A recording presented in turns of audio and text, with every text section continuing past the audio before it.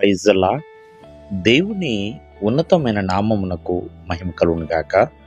ప్రభు పేరట మీ అందరికీ హృదయపూర్వక వందనాలు. ఈ ఉదయకాలము దేవుని వాక్యాన్ని విందాం. సామెతలు 31వ అధ్యాయము 1వ వచనము. రాజైన లెమూయేలు మాటలు. అతని తల్లి అతనికి ఉపదేశించిన దేవోక్తి. ప్రియమైన వర్లరా, ఇక్కడ రాజైన లెమూయేలు, మరి బైబిల్ గ్రంథంలో ఇతని గురించి ఇంకెక్కడా కూడా ప్రస్తావించలేదు. ఇతను ఇశ్రాయేలుకి రాజు కాదు, కానీ వేరే దేశానికి వేరే ప్రాంతానికి రాజు అయి ఉండవచ్చు. కావున అతని తల్లి అతనికి ఎటువంటి దేవోక్తిని ఉపదేశిస్తుంది.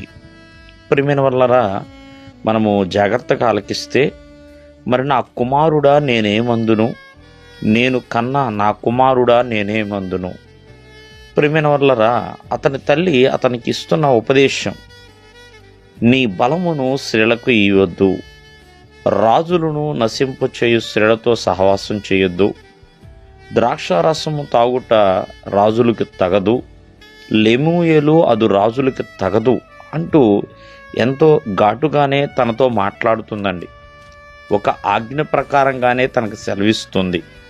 అంటే ఒక రాజుగా నువ్వు ఉంటున్నావు, మరి ఎలా ఉండాలి అంటూ చక్కటి ఉపదేశాన్ని తెలియచేస్తుంది. ఒక తల్లిగా ప్రియమైన వల్లరా, రాజు కదా అంటే తల్లి దృష్టికి ప్రియమైన వల్లరా, రాజు అయినా కుమారుడే. తను వివాహమయ్యి ఒక బిడ్డలకి తండ్రి అయినా సరే తన తల్లికి కుమారుడేనండి. అతనికి ఎంత వయసు వచ్చినా మరి ఆ తల్లికి అతను కుమారుడే. ప్రియమైన వల్లరా, కావున తల్లికి అధికారం ఉన్నదండి, ఉపదేశించే అధికారం ఉంది, ఆజ్ఞాపించే అధికారం ఉన్నది. ప్రియమైన వల్లరా, మరి ఆ తల్లి మాటలని ఆ కుమారుడు వినాలి అని దేవుని యొక్క వాక్యం సెలవిస్తుంది. ప్రియమైన వల్లరా, ఎప్పుడూ కూడా తల్లిదండ్రుల ఉపదేశమును తోసివేయకూడదండి.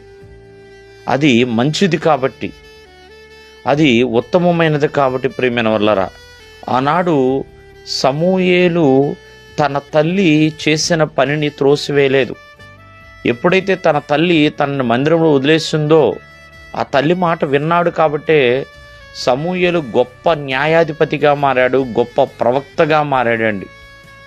మరి ఎంతో ఉన్నతముగా దేవుని పరిచర్యలో అతను వాడబడ్డాడు. అలాగే నజరేయుడైన యేసుక్రీస్తు వారు ఈ భూమి మీదకు తను వచ్చి ఉన్నాడు.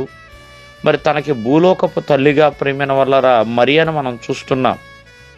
ఆమె కూడా తన కుమారుడు ప్రజలందరి పాపము కొరకు అలా బాధ అనుభవిస్తున్న ఆ తల్లి మౌనంగానే ఉందండి.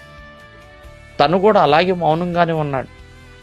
కావున తల్లి ఉపదేశమైనా, తల్లి ప్రేమైనా, తల్లి మాటైనా మేరకూడదు. తల్లి మాట విన్న ప్రతి ఒక్కరూ కూడా ప్రియమైన వల్లరా ఈ సృష్టిలో అందరూ కూడా అభివృద్ధి చెందిన వారే. దేవుడు మిమ్మల్ని ఆశీర్వదించునుగాక. ఆమేన్.